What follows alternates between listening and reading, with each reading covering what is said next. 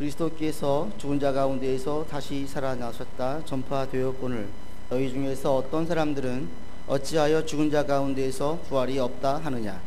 만일 죽은 자의 부활이 없으면 그리스도도 다시 살아나지 못하셨으리라. 그리스도께서 만일 다시 살아나지 못하셨으면 우리가 전파하는 것도 헛것이요 또 너희 믿음도 헛것이며 또 우리가 하나님의 거짓 증인으로 발견되리니 우리가 하나님이 그리스도를 다시 살리셨다고 증언하였습니다. 만일 죽은 자가 다시 살아나는 일이 없으면 하나님이 그리스도를 다시 살리지 아니하셨으리라. 만일 죽은 자가 다시 살아나는 일이 없으면 그리스도도 다시 살아나신 일이 없었을 터이요 그리스도께서 다시 살아나신 일이 없으면 너희의 믿음도 헛되고 너희가 여전히 죄 가운데에 있을 것이요 또한 그리스도 안에서 잠자는 자도 망하였으리니 만일 그리스도 안에서 우리가 바라는 것이 다만 이 생의 삶뿐이면 모든 사람 가운데 우리가 더욱 불쌍한 자이리라. 아멘. 오늘 아침에 우리 쌍둥이 아이 시우가 갑자기 아빠한테 아빠 제가 재미난 거 보여드릴게요 그러면서 갑자기 제 앞에서 절을 하는 거예요. 이게 뭐냐 봤더니 그 108배 절에서는 108배를 제 앞에서 이렇게 하는 거예요. 옆에 있던 윤우각을 보더니 그렇게 하면 안 되지 하면서 자기가 교정해 주는 거예요. 그러니까 옆에 보고 있던 아이 엄마는 깜짝 놀래가지고 보고 있고 안 돼 그러고 있고 이게 왜 그런가 했더니 그 전날 TV 프로에서 어느 예능 프로에서 법륜 스님이 나와서 거기 예능 프로에 나오는 고정 연예인들에게 108배를 같이 아침에 하게 하고 또 무건 수행을 하게 하면서 막 재미나게 연출을 했었어요. 그걸 보고 깔깔대고 웃던 아이들이 다음날 아침에 그것을 그대로 재현해내면서 웃는 거예요. 그래서 마지막에 손 이렇게 하는데 손을 이렇게 피라고 제가 알려주면서 목사님 제가 알려주면서 그런데 그 사람들은 신에게 하는 게 아니라 자기를 비우는 거야. 근데 우리는 하나님에게 기도하는 거니까 이런 거 할 필요가 없어. 그래서 그 다음부터는 재미가 없는지 안 해요. 근데 그 프로를 보면 제가 다시 한번 느낀 게 불교는 철저하게 자기를 비우는 거예요. 무건도 자기 생각을 비우는 것이고 108배도 자기를 철저하게 비우는 거예요. 근데 우리는 채우는 거예요. 하나님 말씀으로 채우고 하나님의 생각으로 채우는 거예요. 완전히 다르죠. 근데 이런 차이가 어디서 나오느냐? 사실은 그 내세관에서 나와요. 사람이 죽으면 어디로 가는지, 그리고 죽은 다음에는 어떤 모양으로 다시 살아나는지, 부활이죠. 그 내세관이 어떻게 되느냐에 따라서 이 땅에서 보여지는, 그리고 이 땅에서 강조하고 가치를 두고 있는, 더 나아가서 현실에 대한 것들을 어떻게 이해할지가 다 나누어집니다. 불교는 윤회죠. 죽으면 끝이 아니라 또 다른 삶의 시작이에요. 전생의 업보가 지금의 내 삶, 금생에서 태어나게 만들고, 그 다음에 내가 업을 짓고 죽으면 그 업과에 따라서 나의 내세가 결정되어져요. 계속 도는 거죠. 그럴 때 이 윤회의 고리를 끊는 것이 그들은 해탈이라고 하는데, 이걸 끊기 위해서는 선업을 많이 쌓아야 돼요. 그러려면 자기를 비워야 돼요. 자기 욕심을 채우면 안 돼요. 그래야지 해탈의 경지에 들어가고 마지막에 자기 스스로가 부처가 돼요. 그러니까 어찌 엄밀히 말하면 사실 불교는 종교가 아니라고 할 수도 있어요. 그들이 비는 것은 자기를 비우는 거지 어떤 신에게 외치는 게 아니거든요. 여하튼 그들의 내세관은 그런 내세관입니다. 때문에 그들이 늘 하는 것이 자기를 비우는 거고 자기 생각을 비우는 거고 이런 식으로 나가는 거죠. 그렇게 한 이유는 선업을 많이 쌓아서 이 윤회의 세계를 끊고 성불이 되는 거, 이걸 바라고 있는 거죠. 이 내세관에 따라서 이렇게 완전히 달라지는데, 우리가 알고 있는 뭐 힌두교도 마찬가지고 유교도 마찬가지고 가만히 살펴보면 전부 다 이 내세관에 따라 가지고 이것들이 다 나누어집니다. 우리가 알고 있는 인도 같은 경우도 보세요. 똑같죠. 불교랑 사실은 많이 비슷합니다. 전생의 업보에 따라서 현재의 신분이 결정된다고 인도 사람들은 믿고 있어요. 때문에 현실에 대한 자기의 사회적인 그 카스트 제도에 의한 것들, 현재 자기의 그 계급에 대해서 불만이 없어요. 더 많이 쌓으면 돼요. 그 다음 생에 더 잘 태어나면 돼요. 불교와 차이가 있다면, 불교는 동물로도 가고 식물로도 가지만 인도 힌두교는 사람으로만 가는 거예요. 계급이 나눠지는 거죠. 그런가 하면 유교에서는 죽으면 그걸로 끝이에요. 그걸로 끝이기 때문에 자기 것들을 이어받기 위해서 힘써서 하는 게 뭐냐면 씨 뿌림, 자기의 자손을 계속 계승시켜야 돼요. 우리나라에도 유교가 강했을 때에는 뭐가 있었냐면 씨바지가 있었죠. 자녀가 없을 때는 어떻게든지 자녀를 남겨야 되는 거예요. 왜? 그들에게는 영혼이 죽으면 끝나요. 없어지기 때문에 이것을 남겨야 되는 그 사상 때문에 씨바지를 두어서 아이를 계속 있게 만들었어요. 지금 이슬람도 보세요. 이슬람 같은 경우에도 사실은 그들 가운데에는 원죄를 인정하지 않습니다. 자범죄만 인정합니다. 그리고 그들로 천국으로 간다고 이야기합니다. 그리고 천주교와 비슷하게 윤회와 비슷한 바르자크라는 단계가 있어요. 이제 죽음이란 그 단계를 거쳐서 이제 최고의 경지로 올라가기 위해서는 이를 죽을 때가 어떻게 죽느냐가 되게 중요하죠. 최고의 죽음은 선을 위해, 신을 위해 죽는 거예요. 그러니까 그들 가운데 이슬람 강경파인 시아파, 우리가 알고 있는 테러 조직인 IS 같은 조직들이 그들 가운데 존재할 수 있는 겁니다. 그러니까 이게 전부 다 무엇에 근거하냐면 내세관에 따라서 지금의 정체성, 또 가치, 강조하는 것들이 다 달라요. 결국은 내세관은 어떻느냐, 죽은 다음에 어디로 간다라고 믿느냐, 그리고 죽은 다음에 어떤 모습으로 태어난다라고 믿느냐가 그들이 이 땅에 살 때 강조하는 것, 가치 있게 여기는 것들이 달라집니다. 그럴 때 우리 기독교와 다른 타 종교의 근본적인 차이, 우리는 죽으면 어디로 가요? 하나님 바로 심판이 있어요. 영생이든지 영벌이든지. 그리고 주님께서 이야기할 때 처소를 예배한다라고 말씀하셔서 우리가 이 세상만 존재하는 것이 아닌 또 다른 하나님의 나라가 있음을 우리는 믿고 있습니다.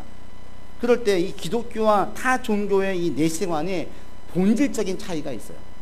그게 뭐냐면 다른 모든 타 종교들은 그들이 사색과 배움의 기초에서 형성되어졌어요. 공자가 공부하고 연구하고, 노자가 공부하고 연구하고, 그리고 석가모니가 깊은 묵상에 빠지고, 그리고 무함마드가 자기 스스로 무엇인가 받았다고 이야기해서 그걸 가지고 이야기하고, 그들은 철저하게 깊은 사색과 배움의 근거에서 내세관을 만들었어요. 그런데 우리 기독교의 내세관은 누군가 사색하고 어디에게서 배워서 된 것이 아니었어요. 기독교의 내세관은 어디에 근거예요? 철저하게 실제의 근거예요. 12 제자가 내세관을 만든 것이 아니라 부활하신 예수님을 그들을 보고 같이 먹고 같이 이야기를 나누고, 심지어 그 부활하신 예수님에게 사명을 받아서 그 예수님께서 자신들이 보는 자리에서 승천하셨어요. 이것을 본 제자들이 그 부활하신 예수님에 대해서 증언하기 시작했어요. 그 증언이 쌓이면서 자연스럽게 교리화되었어요. 그러니까 기독교의 교리는 12 제자가 사색을 한다거나 누군가 깊은 사색과 묵상과에 의해서 정립되어진 교리가 아니라 실제 부활하신 예수님 보면서 이것들이 쌓여진 거예요. 자기가 죽을 게 두려워서 도망갔던 제자들이 부활하신 예수님을 본 다음 목숨을 걸고 증거했어요.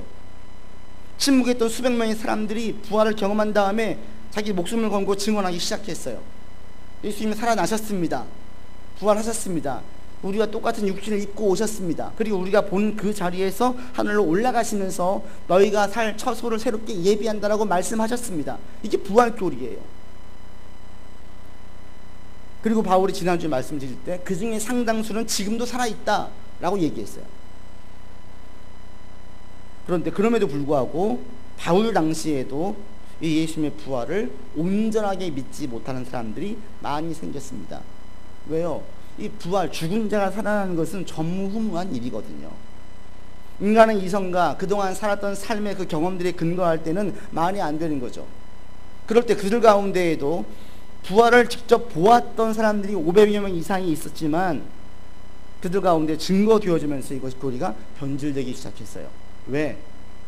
그 당시에 팽배했던 사상은 육체는 더러운 것이고 영은 깨끗한 것인데 어떻게 신이 육신을 입고 오냐, 또 어떻게 신이 그 더러운 육신으로 부활을 하느냐, 안 된다. 그렇게 나왔던 게 영주주자였고 가연설이었어요. 가짜로 눈에 보이는 것이지만 실제 육신을 입고 오신 것은 아니라는 거죠. 근데 이것이 그 당시에도 상당히 설득력이 있었어요.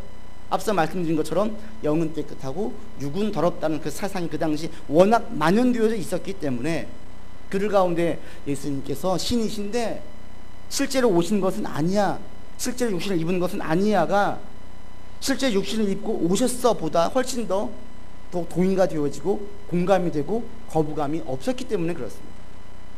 오늘 고린도 교회도 마찬가지였어요. 이 영향을 받았어요. 그 중에 상당수 소수의 사람들은, 특별히 영향력이 있었던 사람들 가운데에는 죽은 자가 부활할 때 육신의 부활은 없다라고 이야기를 한 거예요. 그 예수의 부활도 없는 거죠. 지금 거기에 대해서 바울이 오늘 본문을 통해서 얘기하고 있습니다. 너희 가운데에 육신의 부활이 없다라고 이야기하는데, 육신의 부활이 없다라고 이야기하면 큰 문제가 있다. 어떤 문제들이 있는지를 오늘 본문을 통해서 바울이 이야기하고 있습니다. 보시죠. 먼저 바울이 죽은 자의 부활이 없으면 12절과 13절과 16절의 근거에 보면, 그러면 예수님도 육신의 부활을 할 수가 없었다라고 이야기해요. 예수님께서 너희가 얘기한 더러운 육신으로 부활을 했는데 우리 육신의 부활이 없다라는 것은 예수님도 부활을 하지 못한 거라고밖에 얘기할 수 없다라는 거죠. 그들이 얘기했던 부활을 부정했던 가장 큰 이유는 육신이 더럽기 때문이라고 이야기했기 때문에 그 논리라면 예수님도 부활을 못해야 된다는 거예요. 그런데 예수님은 부활하신 것을 나도 보았고 그 당시 보았던 사람들이 500명 이상이 되었고 그 중에 상당수의 사람들은 지금도 살아있다. 한 명이 본 것은 환상이고 상상일 수 있지만 수백 명이 함께 경험하고 함께 먹고 이야기 나누고 했던 것들은 상상이 아니라는 거죠. 그래서 너희가 만약에 죽은 자의 부활이 없다라고 이야기하면 그리스도의 부활도 불가능하다. 이거 첫 번째 얘기예요. 그러면 굳이 하나님도 예수님을 육체의 부활로 할 필요가 없지 않느냐. 사실 더 나아가면 예수님이 굳이 육체의 고난을 입으실 필요도 없는 거죠. 그 다음에 또 한 가지는 14절로부터 보시면 그리스도의 부활이 없으면 14절, 15절, 17절, 18절에 이어서 14절에서는 그리스도를 전파하는 것, 전도하는 것, 선교하는 것, 이거 다 헛되다. 너희 믿음도 헛되다. 그 다음 15절, 그럼 우리는 거짓 증거. 그렇죠. 부활이 없다라고 이야기하면 계속 부활을 강조했는데 우리는 거짓 증거하는 자가 되는 것이다. 그 다음 17절에 가시면 너희는 여전히 죄 가운데 있을 수밖에 없다. 예수가 그리스도 되시는 것, 하나님의 아들 되시는 것은 부활로 증명되시는 것인데 육신의 부활이 없다라고 이야기하면 너희는 여전히 죄를 사함받지 못하니까 죄 가운데 있을 수밖에 없다. 그 다음에 18절도 보시면 그리스도 안에서 잠자는 자는 죽은 거예요. 죽은 자들이에요. 그리스도를 믿고 죽은 자들도 그러면 다 의미가 없는 거죠. 그래서 육체의 부활을 부인한다는 것은 이런 큰 문제들이 있다라고 얘기를 해요. 우리는 죽으면 부활을 합니다. 그럴 때 이제 어떤 분들은 궁금해요. 그러면 어떤 나이로 부활을 해요? 그럼 나중에 부활하실 때 어떤 모습으로 부활하실 것 같으세요? 그러니까 어떤 목사님들은 가장 젊고 예쁘고 아름다운 때로 부활할 거니까 걱정하지 마세요 라고 얘기를 하시더라고요. 어떤 나이로 부활을 할까요? 가봐야 했지 않아요. 몰라요. 그런데 분명한 사실은 딱 누가 보아도 누구 알 수 있을 정도의 모습일 것이고, 그리고 여기서 겪었던 어떤 불편함이나 애로사항이나 어려움들을 거기에서는 분명히 겪지 않고 살 것입니다. 계시록에 근거하면 눈물도 없고 고통도 없어요. 아픔도 없어요. 그런 곳이 천국이라고 얘기하셨는데 바로 그래서 우리의 육체의 부활을 이야기할 때는 어떤 고통도 없고 어떤 불편함도 없고 그러나 모두가 다 알아볼 수 있는 상황으로 부활을 하게 됩니다. 이 부활신앙이 우리 가운데 절대로 중요합니다. 그 가장 큰 이유는 사실은 19절에 있습니다. 우리 19절 같이 읽어보겠습니다. 만일 그리스도 안에서 우리가 바라는 것이 다만 이 세상의 삶뿐이면 모든 사람 가운데 우리가 더욱 불쌍한 자이다. 우리가 부활신앙을 고백을 하고 붙잡을 때 가장 큰 유익이 뭔지 아세요? 19절에 보시면 사실은 두 가지가 있어요. 첫 번째는 부활신앙을 통해서 이 세상의 삶이 전부가 아니구나를 알게 된다는 거예요. 이게 대단히 중요합니다. 많은 곳은 이 세상의 삶을 계속 돌고 돈다고 이야기해요. 아니면 끝나면 없어진다라고 이야기해요. 그런데 예수님의 제자들은 육신에 부활하신 예수님 직접 보았고 자신들이 보고 있는 그 자리에서 그대로 육신체로 올라가시는 보았어요. 그리고 하신 말씀이 처소를 예비한다라고 말씀하셨어요.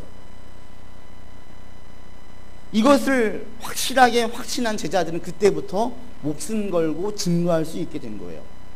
삶의 가치가 완전히 달라졌어요. 이게 전부인 줄 알고 있었는데 이게 전부가 아니라 그 너머의 새로운 세계가 있고, 이것은 사실은 하나의 샘플에 불과했었고, 이 지구에서의 삶은 너무 짧았는데 영생한 삶과 비교해 볼 때는 이 세상의 삶이 전과 같구나, 그때 겪는 고통, 그때 겪는 아픔, 심지어 그때 겪었던 즐거움도 매우 일시적인 것이구나, 이것을 알게 되니까 가치가 달라져요. 무엇을 중요하게 여길지가 달라지는 거예요.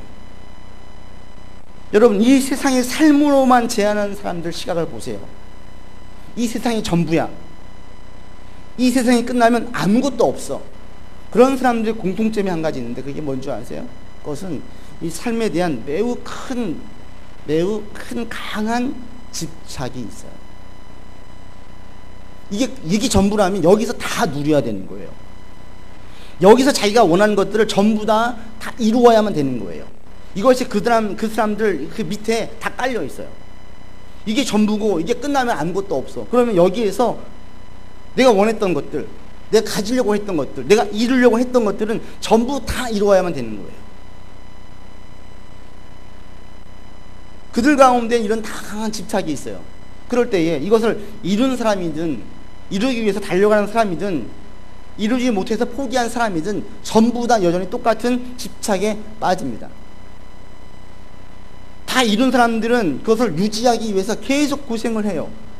우리 그런 우스갯소리가 있잖아요. 대기업에서 가장 바쁜 사람, 가장 마음이 무거운 사람이 누구예요? 가장 마음이 편한 사람이 누구예요?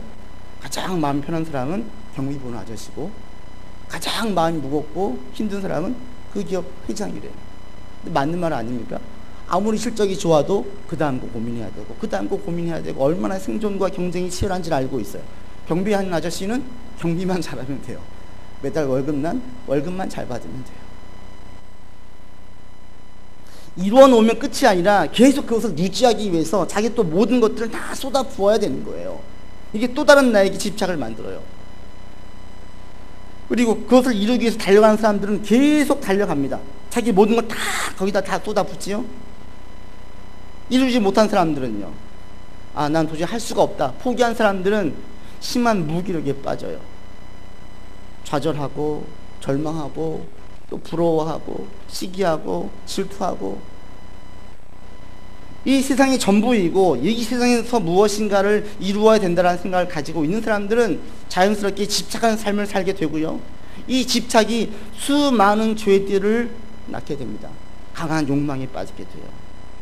탐하게 되어져요. 늘 무엇인가 이루지 못한 것에 대해서 만족이 없어요. 만족이 없다는 것은 감사가 있을 수 없어요. 그리고 도저히 이룰 수가 없다고 느껴지는 그 때가 되면 무기력해져요. 낙담해져요. 자기를 비하여 다른 사람들을 원망해요. 이게 바로 이 세상이 전부라고 느낀 사람들이 가지고 있는 한계와 병폐들이에요. 그런데 이 세상이 전부가 아니라 너머의 세계가 있다는 것을 분명히 믿는 부활신앙을 가진 사람들은 이런 집착으로부터 훨씬 더 자유로울 수 있겠죠. 이게 전부가 아니니까. 진정한 부활신앙을 가진 사람들에게는 두 가지의 모습을 보입니다. 이 땅에서는 남들 볼 때 어느 누구보다도 더 집착한 것과 같은 모습으로 열심히 살아요. 그런데 만약 그것이 되지 않으면 훌훌 털고 떠나갈 수 있는 마음의 자세도 되어져 있어요. 목사님이 아까 찬양하실 때 그 멘트 가운데 말씀하셨잖아요. 비슷해요. 지금 안 되었어요. 진정한 부활신앙을 가진 사람들은 좌절하지 않아요. 왜냐하면 우리가 이루려고 하는 것, 우리가 하는 것들은 가장 첫 번째 목적이 내가 얻고 내가 무엇인가 성취시킨 내 욕심을 채우기 위해서가 아니라 하나님께서 하기를 먼저 맡기신 명령이기 때문에 하는 거예요. 이게 대단히 중요합니다. 우리가 하는 첫 번째 일들은 하나님께서 맡기시는 거예요. 우리 그렇게 믿어요. 내게 주신 일이니까 주님 부르신 그때까지 최선을 다하면 돼요. 그리고 결과는 하나님께 맡기면 돼요. 그 다음 부르시면 털고 가면 돼요. 부활신앙을 가진 모든 믿음의 사람들이 다 그랬습니다. 목에 칼이 들어와도 그들이 신앙을 지켰어요. 아무리 힘들어도 끝까지 복음을 증거했어요. 바울이 사역하면서 얼마나 많이 고생했습니까? 얼마나 힘들게 했어요. 그런데도 악착같이 해요. 죽을 뻔한 적도 넘어갔어요. 그러면 그만 포기할 법한데 포기하지 않아요. 계속 가요. 근데 놀라운 것은 한 사람이 예고해 주죠. 당신 로마에 가지 마십시오. 순교당합니다. 바울은 죽음을 두려워하지 않아요. 그리고 가서 죽어요. 죽을 때의 모습을 보면 삶에 미련이 없고 이 세상에 일에 집착하지 않는 것 같은데 마지막까지 집착하는 듯한 태도를 보입니다. 그리고 떠나갈 때는 다 털고 가요. 이게 신앙인의 모습이에요. 제가 요즘에 마틴 로이드 존스 목사님의 전기를 읽고 있어요. 이분이 세계 1차 대전, 2차 대전 다 겪었는데 이분이 있을 때 세계 2차 세계대전 때 그 목회했던 교회 근처가 포탄으로 건물이 다 무너졌어요. 그 당시에 영적으로도 영국이 대단히 큰 신앙적인 회의에 빠졌어요. 왜냐하면 신은 선하다고 이야기하는데 선하신 신이 있다면 왜 이렇게 세계대전을 2번이나 일으켜서 무고한 사람들 죽게 만드느냐. 선하신 하나님은 없다 이거예요. 많은 젊은 사람들이 회의에 빠졌어요. 그리고 신학적으로도 대단히 혼란스러운 시기였어요. 여전히 계몽주의 영향이 있어서 이성이 최고 의에 있다 보니까 예수님의 부활을 그들이 믿지 않았어요. 어떻게든 변절시키고 변혁되어진 신학들이 많았어요. 이런 혼란스러운 시기에 로이드 존스 목사님 끝까지 복음을 순수하게 전했고 그 당시에 많은 영국의 사람들을 다시 올바른 신앙으로 돌아오게 만들었고 순수한 복음주의를 끝까지 지킬 수 있게 만들었어요. 이 로이드 존스 목사님의 영향을 받은 사람들이 오늘 얼마나 많은지 몰라요. 근데 이분이 80세가 되었을 때에 81세 때의 건강이 악화되어서 그날 81세가 되었던 1980년 10월부터 의자에서 자기 좋아했던 의자에서 일어날 수가 없었어요. 4개월 동안 의자에 가만히 앉아 있었어요. 근데 그 시간에도 신앙서적을 읽으면서 많은 유익을 얻고 또 자기에 대한 자서전을 쓰는 정기 작가와 계속 이야기를 나누면서 어떤 구성으로 어떤 내용을 쓸 것인지를 나누고 그 다음 마지막에 펜을 줄 수 없을 정도로 약해졌을 때에는 조수이자 친구였던 헬리스에게 편지를 구술해서 가까운 사람에게 또 멀리 있는 사람에게 또 시리에 빠져있는 젊은 목사에게 편지를 썼어요. 그리고 제가 참여했던 지도했던 모임은 앞으로 어떻게 누가 지도할지까지 이야기를 했어요.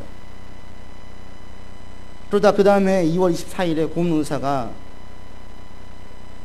찾아와서 항생제를 주려고 했어요. 너무 힘들어하니까 그때 이 목사님이 고개를 가로저으면서 항생제를 받지 않겠다고 이야기합니다. 그러니까 이 의사가 윌리엄스가 설득을 해요. 목사님 여기 이렇게 지치고 야위고 슬픈 모습으로 앉아 계신 걸 보니까 제 마음이 너무나 무겁습니다. 그러자 말할 힘도 없었던 목사님께서 단호하게 두 마디를 했어요. 슬프지 않아요. 슬프지 않다고요. 자신이 지금 야위어져 가는 것, 이것은 죽을 준비를 하는 것은 이건 슬픈 모습이 아니라는 거예요. 그래도 어느 날 딸에게 성경책을 가지고 한 본문을 가르쳤어요. 그게 고린도후서 4장 16절에서 18절이었습니다. 우리가 낙심하지 아니하노니 우리의 겉사람은 낡아지나 우리의 속사람은 날로 새로워지도다. 자신이 지금 점점점 낡아지고 있지만 그 가운데 들었던 생각은 우리의 속사람은 새로워진다라는 거예요. 우리가 잠시만을 환란하는 경한 것이 지극히 크고 영원한 영광이 중요한 것을 우리에게 이루려 합니다. 자기가 지금 죽어져 가고 있는데 이것은 영광으로 들어간다는 사실을 다시 한번 깨달았어요. 딸에게 이걸 가르치니까 딸이 물어봤어요. 아버지, 지금 아버지가 이걸 체험하고 있다는 얘기인가요? 힘차게 고개를 끄덕였어요. 며칠 후에 마지막 떨리는 손으로 쪽지를 하나 남겼어요. 뭐라고 썼냐면 저의 치유를 위해서 기도하지 마세요. 내가 영광에 들어가는 것을 가로막지 마세요. 그 며칠 뒤에 의식을 잃었어요.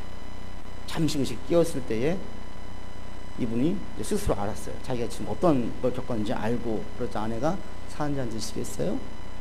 차를 몇 모금 마신 다음에 가만히 고개를 눈을 감고 20-30분 뒤에 그대로 하늘나라로 가셨어요.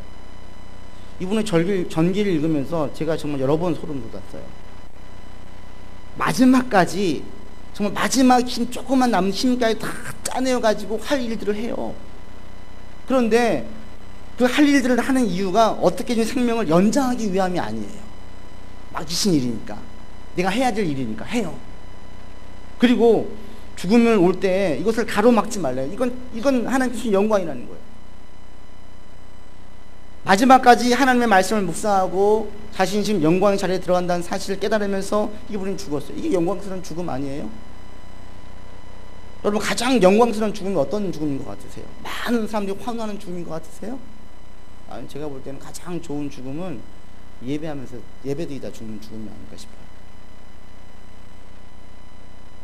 하나님께 나를 지으신 하나님, 그분께 바라보고 그분을 높이고 사람들과 세상 이야기를 하는 것이 아니라 그 순간 마지막에 하나님을 묵상하고 하나님 말씀을 들으면서 하나님을 찬양하면서 생명이 떠나간다면 이건 영광이에요. 만약 우리 교회가 이제 쭉 예배를 드리다가 어느 날 예배드리다가 어느 분이 여기서 싹 쓰러져가 돌아가시면 이건 영광이에요.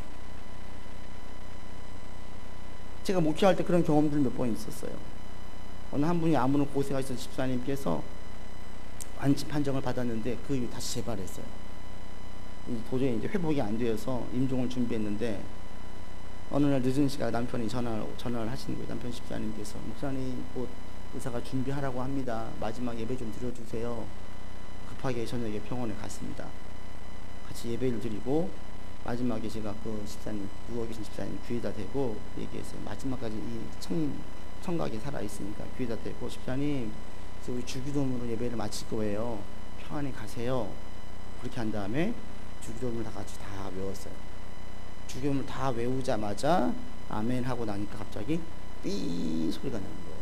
근데 무슨 소리가 봤더니 마지막까지 그 살아있음에 대한 그 측정할 수 있는 측정기가 완전히 멈추는 소리였어요. 그 주기도문을 딱 외우자마자 이분이 숨을 완전히 마지막까지 쥐고 있었던 그 숨이 딱 끊어지는 거예요. 그때 제가 정말 머리카락이 쭉 떴었어요. 그러니까 늘 그동안 얼마나 이분이 신앙 가운데 있었는지 그 금요 철야 기도 때 끝나고 난 다음에 그분과 잠깐 얘기할 기회가 있었어요. 집사님 기도하고 있습니다. 그러니까 그분이 그러는 거예요. 전 절주에 기도하지 않아요. 과거에도 한번 죽었다가 살아난 적이 있기 때문에 전 절주에 기도하지 않고 여기에 남아있을 제 아들, 제 딸, 제 남편을 위해서 기도해요. 그런 얘기를 하셨거든요. 이분이 그런 준비를 하는 거예요. 그 이후에도 그런 유사한 경험을 또 한 번 한 적이 있었어요. 제가. 그러면서 느끼는 것이 정말 마지막에 예배드리고 하나님 생각하다가 돌아가시는 것, 죽는 것이 어쩌면 가장 복된 죽음이 아닐까? 이걸 제가 확실하게 느꼈어요. 계속 그런 사모함이 있는 분들은 그렇게 떠나가요. 우리 그리스도인들을 볼 때 아니 당신은 무슨 부귀 영화를 누리려고 그렇게 열심히 살아, 뭘 그렇게 열심히 이제 쉬어 라고 얘기할 정도로 여러분들 있는 자리에서 최선을 다하는 여러분들 되기를 바랍니다. 왜? 하나님은 성실한 자, 자기 일 가운데 최선을 다한 자를 쓰세요. 근데 이걸 다 할 때에 우리 1차적인 목표가 그래서 내가 잘날 거야, 내가 떵떵거리면서 살 거야, 여기 두지 마시고 최선을 다해야 되는 이유는 이게 하나님이 나에게 주신 사명이니까, 이 일을 하시라고 하니까 내가 하는 거예요. 그러면 우리 그리스도인들에게는 은퇴가 없어요. 하는 일이 바뀌어질 뿐이죠. 마지막까지 하나님께서 주신 일들은 남들 볼 때는 하찮은 일일 수 있어요. 큰 일일 수 있어요. 이것은 세상의 기준, 세상의 구분이고 하나님은 이런 구분을 하지 않으세요. 그래서 그리스도인들에게는 마지막 주님 부르실 때까지 그냥 시간만 죽이면서 보내는 시간들이 채워지면 안 돼요. 마지막까지 의미 있는 삶을 살아야 돼. 이게 내게 주신 사명이야. 그러다가 하나님께서 부르시면 전혀 집착이 하지 않았던 사람처럼 다 털고 갈 수 있는 준비가 되어져요. 그런 사람이 되었으면 좋겠습니다. 열심을 내시고 최선을 다하는데 이게 집착으로 이어지지 않고 언제든지 털 수 있는, 여러분이 무슨 결과에 대해서 더 욕심이 나거나 불만족스럽거나 또는 무기력이나 자기 비하로 빠진다면 이것은 집착이에요. 그럴 때 빨리 여러분 자신을 점검하셔야 돼요. 이거 지금 내가 내 일로 알고 있는 거 아닌가? 이걸 통해서 내가 지금 무엇인가 내가 얻으려고 하는 것은 아닌가? 결과는 하나님께서 알아서 하십니다. 우리는 우리가 할 일만 다 하면 되는 거예요. 그러면 어느 순간 어떤 상황이든 어떤 결과가 오든지 간에 우리는 좌절하지 않아요. 소망 중에 계속 나아갈 수 있어요. 이 길이 막히면 다른 길을 가면 돼요. 이걸 할 수 없으면 다른 걸 하면 돼요. 그리스도인들, 부활할 신앙을 가진 사람들은 때문에 이 세상이 전부가 아니기 때문에 잘 집착에 빠지지 않게 돼요. 그러니까 큰 죄에 걸려 넘어지지 않게 됩니다. 그리고 이 세상, 너머의 세상에 있으면 보기 때문에 오히려 있는 자리에서 더 열심을 내면서 살 수 있습니다. 여러분들 지금 하고 있는 일이 무엇이세요? 남들 볼 때 인정받는 일일 수도 있고 인정하지 않은 일일 수도 있어요. 과거에 나와 비교해 볼 때 덜 크게 큰 일로 여겨지지 않을 수도 있어요. 그건 중요하지 않아요. 정말 중요한 것은 여러분들이 정말 하나님께서 맡기신 일로 인정하느냐, 그리고 그걸 내가 받아들여서 열심을 내느냐, 여기에 있습니다. 다시 한번 여러분 이런 믿음을 가지시고 있는 자리에서 힘써 행하시는 여러분 되기를 바랍니다. 그러면 반드시 하나님께서 결실을 거두게 해주세요. 선하신 하나님께서 결실을 거두게 해주세요. 이렇게 주신 일들을 할 때 반드시 겪는 게 있습니다. 그게 뭐냐면 힘들고 어려움이에요. 여러분 말씀에 한번 순종해 보세요. 신앙인대로 살아보려고 해보세요. 반드시 힘들고 어려운 시간이 옵니다. 바울도 이 얘기 하잖아요. 19절에 만약에 이 세상의 삶뿐이면 모든 사람 가운데 우리가 더욱 불쌍한 자다. 바울이 부활신앙 가져서 얼마나 객관적으로 볼 때, 사회적으로 볼 때에 불쌍한 자예요. 바울은 예수 믿고 남들이 볼 때에 객관적인 시각으로 잘된 게 하나가 없어요. 고생만 진탕하고 고난만 진탕 겪고 어려움을, 얼마나 많은 어려움을 겪었는지. 부활신앙을 가진 다음에 바로 너무나 많은 시간 동안 어려움을 겪었어요. 만약에 부활이 없으면 제일 불쌍한 자가 바울일 거라고 바울은 이야기하는 거예요. 근데 바울이 어떻게 견뎠어요? 예수 믿고 힘들고 어려운 시기가 왔을 때에 부활이 있음을 알고 하나님께서 맡겨주신 사명이기 때문에 그냥 감당했어요. 그리고 이 부활신앙이 이 세상이 전부가 아니라는 것을 분명히 하게 만들었기 때문에 고난을 견디게 했어요. 우리도 마찬가지입니다. 믿고 살면, 신앙인대로 살려고 하면 힘들고 어려운 시간들이 반드시 와요. 이게 정상이에요. 그걸 이상하게 보지 마세요. 내가 자존심이 상할 수도 있어요. 내가 이게 지금 뭔 짓이야 라고 느껴질 수도 있어요. 근데 부활신앙을 가진 사람들은 이럴 때 포기하지 않아요. 그리고 이때가 진짜 중요할 때, 이때가 여러분 신앙이 성장할 수 있는 가장 중요한 시기, 가장 최고의 때예요. 말씀 순종하지 않을 때는 고난이 없어요. 저는 힘들지 않는데요. 이것은 지금 자기가 말씀에 순종하지 않든지 또는 다른 사람이 대신 순종하고 있기 때문에 고난을 겪지 않는 거예요. 온실 속에 있으면 힘들지 않지요. 애들은 행복해요. 세상이 얼마나 힘들지 몰라요. 부모님의 울타리 속에 있으니까.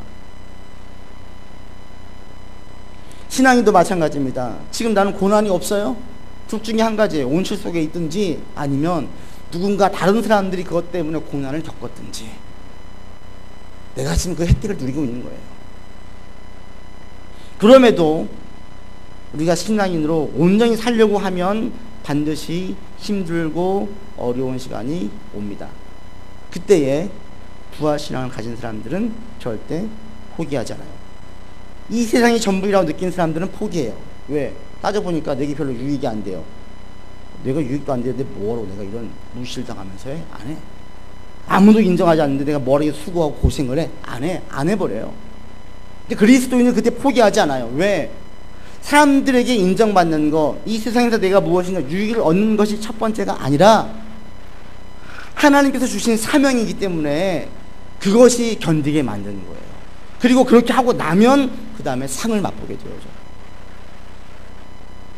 저 여러분들이 모두가 다 이 시기를 좀 겪었으면 좋겠어요. 우리 인생이 반드시 터널이 옵니다. 그런데 그 터널은 반드시 끝이 있어요. 선하신 하나님께서 우리 인생을 터널 가운데 죽게 내버려 두지 않으세요. 반드시 끄집어내요. 믿으십니까? 믿으세요? 저 믿어요. 확실하게 믿어요.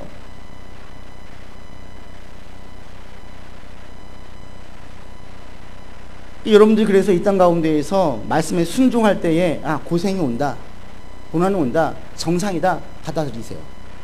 근데 그 가운데 포기하지 마시고, 근데 우리 하나님 선하시니까 반드시 상을 주실 거야. 반드시 주십니다. 상 주실 거야. 그 상이 어떤 상인지 모르겠지만 상을 바라면서 소망 가운데에 그 고난을 견디세요. 그럼 반드시 상을 주십니다. 반드시 하나님께서 우리 가운데 주십니다. 그리고 그것들을 계속 나만 받으려고 하지 마세요. 내가 다 누리려고 하지 마세요. 일부는 뿌리고 희생하세요. 섬기세요. 하나님, 우리가 하나님 나라를 누리고 많은 결실을 거두길 원하시지만 동시에 우리를 통해서 하나님의 나라가 확장되기를 원합니다. 하나님 나라가 확장되는 첫 번째 길은 우리가 뿌려야 되는 거예요. 남들 뿌린 걸 지금 우리가 받아 누리고 있으니까 우리가 뿌려야 돼요. 우리가 희생해야 돼요. 우리가 섬겨야 돼요. 그러니까 여러분들 인내하면서 뿌리고 희생하면서 받을 거 생각을 하세요. 또 받았으면 받으면서 또 뿌리세요. 이것이 함께 있는 여러분의 삶이 되어지면 가장 건강하고 풍성한 신앙인의 삶을 살게 됩니다. 근데 예수 믿었더니 내가 다 충족되었어, 있을 수 없어요. 그게 욕심이에요. 하나님, 우리가 다 누리기를 원치 않으세요. 이거 좋지도 않아요. 솔로몬 다윗 때 해놨던 것들 다 누렸어요. 결국 그 인생이 쾌락으로 가고 탐닉으로 빠지고 이방 신상을 섬기는 데까지 가잖아요. 세상에서 다 누리는 게 꼭 좋은 게 아니에요. 일부는 누리시고 일부는 계속 우리가 뿌려야 돼요. 말씀을 냈습니다. 이런 확고한 부활신앙을 다시 한번 가지시고 그것이 내게 있는 자리에서 최선을 다하게 하고 그러나 집착에 빠지지 않게 하시기 바랍니다. 최선을 다하지만 어느 순간 내려놓아야 된다면 나 훌훌 털고 언제든지 내려놓을 수 있어, 이런 마음 자세를 가지는 거예요. 근데 마지막까지는 마치 그 자리를 너무 집착하는 것처럼 보일 정도로 열심을 내는 거예요. 그리고 어떤 어려운 상황이 와도 절대로 포기하지 마세요. 나를 부르신 하나님은 우리를 회복시키고 나를 회복시키십니다. 그리고 일을 주십니다. 그리고 그 일을 통해서 결실을 거두기를 원하십니다. 그리고 그 결실의 일부는 또 나누기를 원하십니다. 이런 피드백, 이런 삶의 모습이 저와 여러분 가운데 있으셔서 그것이 여러분을 더욱더 풍성하게 만들고 하나님의 나라가 먼저 내 안에서 또 우리의 가정에서 점점점 지역 사회로 관계 있는 사람들에게로 확장되어져 가는 데에 쓰임받는 저와 여러분의 삶이 되기를 주 이름으로 권면을 드립니다. 기도하겠습니다. 아버지 하나님, 우리의 삶이 여기가 전부가 아닙니다. 주 예수의 부활을 통하여서 이 세상 너머에 삶이 있음을 우리로 알게 하셨습니다. 이것을 알고 있는 우리가 이 세상에 집착하지 않게 하시고 이 세상이 전부인 양, 이 세상이 끝인 양 살지 않게 인도하여 주십시오. 우리가 어떤 일을 힘써 행할 때에 그것은 하나님께서 주신 일이기 때문에 우리가 하기를 원합니다. 나의 유익과 또 주변 사람들의 인정과 또 권력과 명예를 얻기 위한 것이 1차적인 목적이 아니라 하나님께서 주신 것이기에, 맡기신 것이기에 이것이 1차적인 목적이 되어서 힘쓸 수 있도록 인도하여 주시옵소서. 이번 한 주간도 인내하기 원합니다. 소망 중에 견디기를 원합니다. 받아 누리게 하시고 또 뿌리게 이끌어 주옵소서. 우리 구주 예수 그리스도 이름으로 기도드립니다. 아멘.